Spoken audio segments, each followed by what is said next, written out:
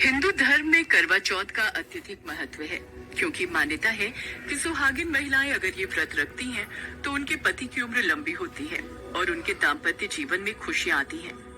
आज के दिन महिलाएं निर्जला व्रत रखती हैं और रात में चांद देखने के बाद ही अपना व्रत तोड़ती हैं। मान्यता के अनुसार छलनी से चंद्रमा को देखते हुए पति को देखना शुभ माना जाता है। इस व्रत में भगवान गणेश, शिव, पार्वती, कार्तिक और करवा चौथ माता का पूजन किया जाता है। करवा चौथ में चांद का बहुत महत्व होता है। करवा चौथ विशेष रूप से पंजाब, उत्तर प्रदेश, हरियाणा, मध्य प्रदेश और राजस्थान में मनाया जाता है, लेकिन अब पूरे देश में इस पर्व को सुहागिन स्त्रियां बड़े हर्षोल्लास के साथ मनाती हैं।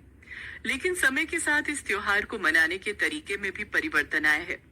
अब पत्नियों के साथ पति भी करवा चौथ का व्रत रखते हैं। करवा चौथ से जुड़ी एक पौराणिक कथा के अनुसार प्राचीन काल में इंद्रप्रस्थ शहर में एक दीनानाथ नाम का साहूकार रहता था। उसके 7 पुत्र और 1 पुत्री थी। पुत्री का नाम वीरा था।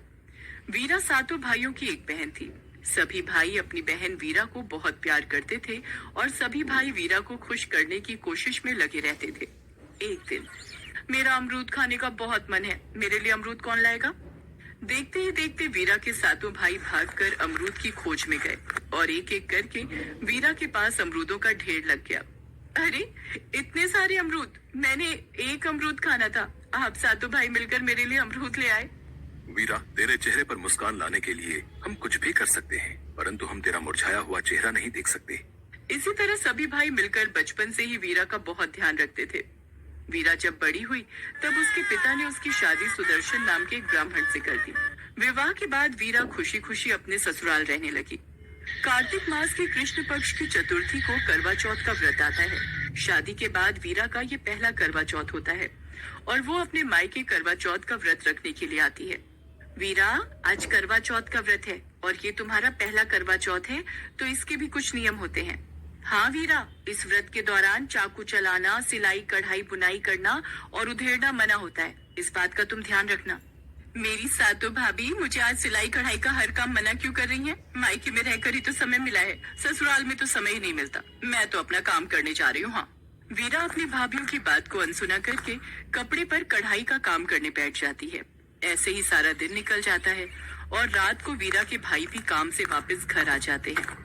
मेरे सारे भाइयों को कितने समय बाद आज एक साथ भोजन करते देख रही हूँ। तो फिर सोच क्या रही है बहन वीरा? तो भी हमारे साथ खाना खा ले।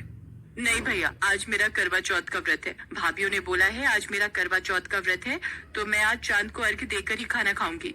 वीरा की बात सुनकर भाइयों से अपनी भूखी बहन का हाल देखा न गया। हम लोग अपनी बहन को इस तरह से भूखा नहीं छोड़ सकते, हमें ही कुछ करना होगा। मेरे पास एक तरकीब है, आप सब मेरे साथ आओ। सभी भाई घर से बाहर जाकर घास फूस इकट्ठा करके आग जला देते हैं और छलनी ले जाकर उसमें से प्रकाश दिखाते हुए वीरा बहन को आवाज लगाते हैं। बहन बहन, चांद निकल आया है, अब तू अर्घ्य देकर भोजन कर सकती है।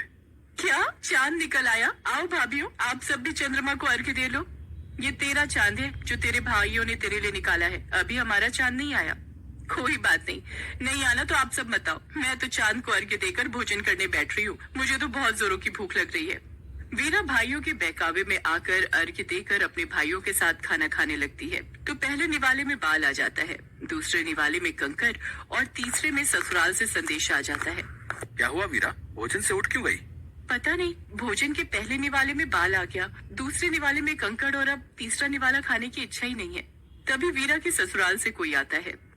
लगता है वीरा के लिए करवा चौथ का कोई सामान आया हो। सुदर्शन बाबू की तबीयत बहुत खराब हो गई है, जल्दी वीरा भाभी को घर बुलाया है। क्या दामाद जी की तबीयत खराब हो गई? मैं तभी बोल रही थी वीरा कि अपना करवा चौथ का व्रत खंडित मत कर, अपने भाइयों की बात में मत आओ, पर तुमने हमारी एक नहीं सुनी। अरे अब बस भी करो, उसकी हालत तो देखो पहले, उसे ससुराल पहुंचने तो दो। पता नहीं दामाद जी की तबीयत को अचानक क्या हो गया। वीरा रोती रोती अपने ससुराल वापस चली जाती है। जब वीरा ससुराल पहुंचती है तो देखती है उसका पति पूरी तरह से पत्थर बना होता है। वीरा ने जितनी सुइयां सिलाई पिरोने में लगाई थी, उतनी सुइयां उसके पति के सिर में चुभी होती हैं। हे माँ करवा चौथ, मेरे से भूल हो गई। मैंने अपनी भाभीयों की बातों को नहीं माना और अपने भाइयों की बातों में आ गई। मुझे क्षमा कर दो माँ। स्वामी, मैं आपको कुछ नहीं होने दूंगी। मेरी गलती की सजा आपको नहीं मिलेगी। मैं आपको ठीक करूंगी, चाहे मुझे कितना भी वक्त लग जाए, मेरा वादा है। वीरा, इन सब बातों का कारण हम भाई ही हैं, पर तू ये कठिन कार्य कैसे करेगी? मुझे माँ करवा चौथ पर विश्वास है, वो मेरी पुकार जरूर सुनेंगी और मेरे पति को ठीक कर देंगी। करवा चौथ माता तो ममता की देवी हैं, इसलिए वो मेरा साथ जरूर देंगी और वही मुझे हिम्मत देंगी।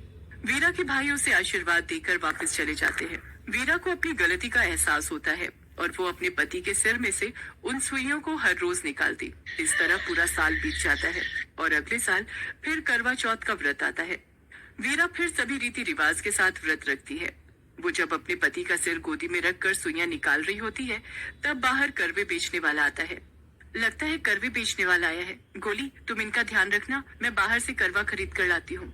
वीरा बाहर करवा खरीदने चली जाती है। गोली सुदर्शन के सिर को गोद में लेकर बैठ जाती है, पर उसके मन में खोट घर कर लेता है। कुछ ही सुई शेष रह गई है, इन्हें मैं निकाल देती हूँ। जैसे ही नौकरानी गोली की आखिरी सुई निकालती है, वैसे ही वीरा का पति सुदर्शन होश में आ जाता है और वो गोली को वीरा समझ बैठता है और जो वीरा थी उसे गोली समझ लेता है।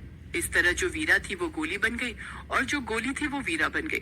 पर वीरा चुप रहती है और उस वक्त अपने पति से कुछ नहीं कहती। मेरे पति ठीक हो गए, मुझे और कुछ भी नहीं चाहिए। कोई बात नहीं, अगर वे मुझे भूल गए हैं, एक दिन इनको सब कुछ याद आ जाएगा, ये मेरा विश्वास है, और गोली का झूठ सामने आ जाएगा। यदि मैंने इस वक्त इन्हें कुछ कहा तो इनकी तबीयत और न खराब हो जाए, मुझे चुप रहना होगा। इस तरह वीरा नौकरानी बनकर गोली की जगह वहाँ रहने लगती है और गोली वीरा बनकर। एक दिन सुदर्शन को किसी काम से बाहर जाना पड़ता है, तो वो गोली जो कि वीरा बनी थी उसे पूछता है, वीरा, तुम्हारे लिए क्या लाऊं? मेरे लिए बाजार से हार श्रृंगार लेकर आना। साहब, मेरे लिए काठ की गुड़िया लेकर आ सकते हैं, आपकी बड़ी मेहरबानी होगी। हाँ हाँ गोली, तुम हमारे घर में बहुत पुरानी नौकरानी हो, मैं तुम्हारे लिए काठ की गुड़िया ले आऊंगा। इस तरह सुदर्शन जब बाहर जाता है तो बाजार से एक गुड़िया और हार श्रृंगार का सामान लेकर आता है और दोनों को दे देता है। इस तरह वीरा जो कि गोली बनी होती है, वो हर रोज अपने कमरे में काठ की गुड़िया से बातें करती थी। जो वीरा थी वो गोली बन गई और जो गोली थी वो वीरा बन गई। गोली, ये तुम रोजाना क्या बोलती रहती हो? नहीं साहब, मैं तो बस ऐसे ही। यदि तुम मुझे सच नहीं बताओगे कि तुम्हारे मन में क्या चल रहा है, तो तुम मेरी तलवार की धार जानती हो। नहीं नहीं, आप क्रोधित मत होइए। क्रोध में आना आपकी सेहत के लिए हानिकारक है। मैं आपको सब सच बताती हूँ। वीरा जो कि गोली बनी होती है, वो सुदर्शन को सारी सच्चाई बता देती है। तब सुदर्शन को भी सारा कुछ याद आ जाता है। फिर सुदर्शन गोली जो कि रानी बनी होती है, उसे घर से बाहर निकाल देता है। वीरा को अपने पति के लिए अटूट प्रेम का फल प्राप्त हो जाता है और उस दिन के बाद से वीरा हर वर्ष पूरे विधि विधान से करवा चौथ का व्रत रखती है। भाई भाभीओं के आशीर्वाद से और माँ करवा चौथ की कृपा से वीरा अपने पति सुदर्शन के साथ फिर से खुशी खुशी सुखमय जीवन यापन करने लगती है।